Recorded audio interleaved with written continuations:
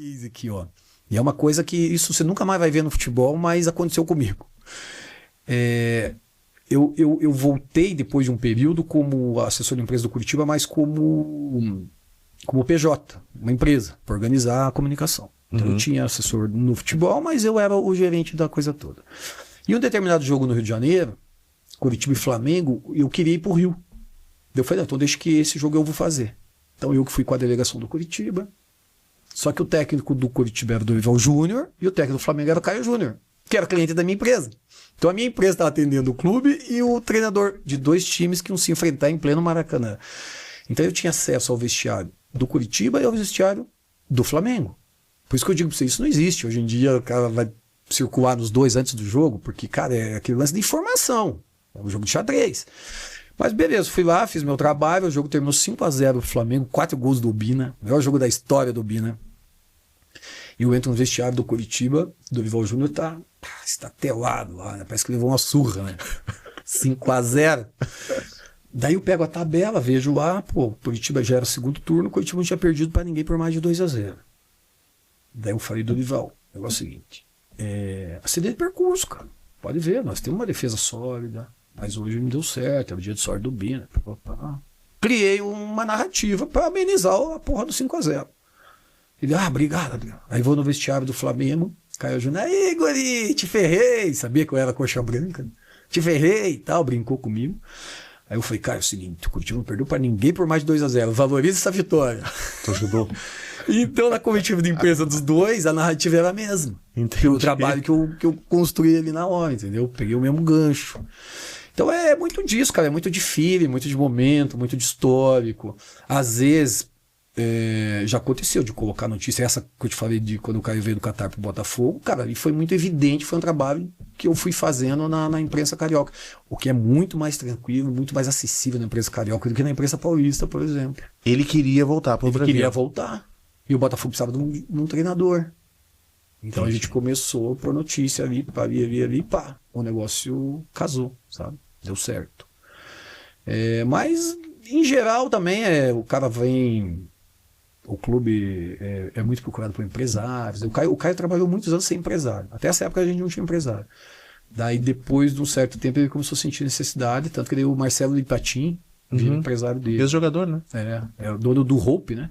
Ele jogou no Grêmio, esse cara. Jogou no Grêmio. E ele é dono do Hope, que é um dos clubes mais importantes que tem hoje aqui na Juventude. Então, principalmente em base. Foram campeões sul-brasileiros, sub-17, ganharam do Grêmio lá. E um dos filhos do Caio, que é o Matheus, é o diretor de futebol do Hope. Correto. É sócio do Lipatino. Certíssimo. Do Hope e tal. Então, a gente ficou com esse legado. Tanto eu, o Lipatino, eu era o livro que o Caio queria que fizesse, mas também a gente tem um carinho muito grande pelos meninos, né? E o Lipatin também, de pôr os meninos, o Gabriel, que é o mais novo, ele vai para os Estados Unidos, se forma lá, começa um trabalho no Hope e hoje é técnico do Sub-15 do Curitiba. Então os dois estão bem encaminhados também na bola, né? Que legal. Ô Xará, o Caio tinha essa preocupação que muitos técnicos, depois que deixam alguns clubes e ficam 6 meses ou 1 ano fora do mercado, ele tinha a preocupação de, por exemplo, ele vai treinar o Grêmio e ele não sabe se ele vai ficar 2, 3 meses, ele aluga um apartamento já todo mobiliado, não leva a família, ele tinha um problema com essa transição e isso também ia de encontro com a questão psicológica que ele tinha, que a gente, lendo aqui no livro, a gente consegue entender que isso começa a crescer já na adolescência dele, né? Pelo fato de os clubes não tratarem das suas joias além do futebol, não tratar a questão psicológica. Como é que era a questão dele de estar pulando de cidade em cidade? Ele queria se estabilizar, obviamente, num lugar, e já vamos falar sobre esse problema psicológico que ele tinha, de depressão, que teve quase o fundo do poço quando ele jogou no Internacional, nos anos 94, que acompanhou ele durante boas décadas aí, né? Então, por saber da realidade do futebol brasileiro, em poucos lugares o Caio alugou apartamento para morar e tal. Então, geralmente, ele pegava um bom hotel, flat bacana, e levava a esposa. Até porque os meninos, quando ele vira um treinador de ponta, os meninos já estão estudando nos Estados Unidos. O Matheus primeiro, né? O Gabriel ainda era mais novinho. Mas quando ele viajava, ia para o exterior, daí sim, se estabilizava num apartamento bacana, para o menino estudar. O Gabriel estudou escola inglesa no Japão, no Catar, no Emirados, né? O que facilitou depois para ele fazer a universidade nos Estados Unidos. Uhum. Mas o Caio teve assim... Então, e aí você falou de um exemplo desse de... Pô, você vai trabalhar num lugar e em pouco tempo você é mandado embora.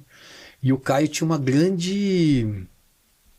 como é que eu uso a palavra? Assim, um grande sentimento, uma dor que ele tinha, foi justamente com o Grêmio, que era o clube do qual ele era revelado, ele tinha vontade de voltar para o Grêmio, de fazer um grande trabalho no Grêmio, e aí em 2012 ele está passeando lá em Barcelona, conhecendo o Messi e tal, toca o telefone, o Grêmio querendo levar ele. E aí ele vem e acerta com o Grêmio. Então ele criou uma expectativa muito alta, sabe? E aí eu lembro que o ataque era Marcelo Moreno e o Kleber Gladiador. Então, pô, daí ele chega no Grêmio e começa o Campeonato Gaúcho e vai fazer um trabalho bacana. E ele se empolga, daí em Porto Alegre ele vem num apartamento que ele tinha lá para comprar um melhor. Primeiro ano de Arena, né? Primeiro ano de Arena. E faz o Campeonato Gaúcho mais ou menos, porque, cara, começo de temporada, você tem que ajustar o time. E chega na última rodada, ele classifica. Acho que 8 que classificava, ele consegue classificar o time. Até porque eu acho que São José usou um jogador regular, então, mas classificou o time. Só que antes desse último jogo, eu fui a Porto Alegre. E nós estávamos jogando uma sinuca. Ele falou assim: eu não sei se os caras não estão armando para mim. E aí, o que aconteceu? Antes do Caio, o Grêmio queria o Luxemburgo. Só que o Luxemburgo estava empregado no Flamengo e a multa era altíssima. E nesse período do Campeonato Gaúcho, o Luxemburgo foi mandado embora. Aí os caras tiram ele no final do primeiro turno e contratam o Luxemburgo. Caraca. Era até um presidente que era candidato a deputado. Eu lembro que ele apresentou o Luxemburgo no número 23, que era o partido dele, o PPS. Não lembro lá, não, me fugiu o nome. Pode ser o Odoni. Não, o Odoni era o diretor, né? Pode ser o Paulo Odoni, pode ser o Verardi. Tem vários Grêmio que enveredaram para a política, vários. Mas então, assim, essa foi a grande decepção do Caio, sabe? Ele sai ali do Grêmio, cara, muito abalado. Tanto que ele procura a Maíra para fazer um trabalho, um coaching com ele, sabe, específico. E aí ele começa a se tratar, fazer um tratamento forte para ele mesmo, sabe, psicológico. Porque, como você disse, né, já podemos até entrar na questão que você vinha falando. Certamente. O Caio, desde criança, quando ele sai de casa, ele vai pro Olímpico, ele é um menino de uma família boa, uma formação boa, tinha as camisetinhas de surf, que na época era só quem tinha dinheiro podia ter. Então ele chega nesse ambiente no Olímpico, ele sofre bullying ali, sabe? Dos meninos, ele tinha 15 anos, então os meninos mais velhos, como o Renato, que tinha 17, chegavam à noite na balada, acordavam, amarravam o shampoo no condicionador de ponta cabeça, xixi no tênis. Teve um dia que ele foi jogar no interior e no hotel ele aparece de pijama. Pô, arrancaram o pijama dele, queimaram. Então, essa coisa começou desde criança. Chegava o dia que ele queria ir embora, mas daí voltava pelo sonho de ser jogador de futebol. Então ele sofreu com isso. E durante a carreira, em alguns momentos, ele tinha picos altíssimos de depressão. Picos altíssimos. E nessa época do Internacional, a ponto de chegar a tentar pensar em se matar, inclusive, porque daí estava com o joelho fudido, cabeça ruim. E tem alguns momentos da carreira, e inclusive depois como treinador, o Caio tomava Rivotril para comandar um time. Você imagina se isso é publicizado nos dias de hoje, né? Sabendo, o treinador Felipe Luiz tomou lá o Rivotril para comandar o Flamengo na semifinal do Carioca. Você não imagina, mas é como você falou, porque nunca se olhou para a base, para os meninos, para os treinadores, com esse olhar do ponto de vista da saúde também. Porque a vida do treinador é muita pressão.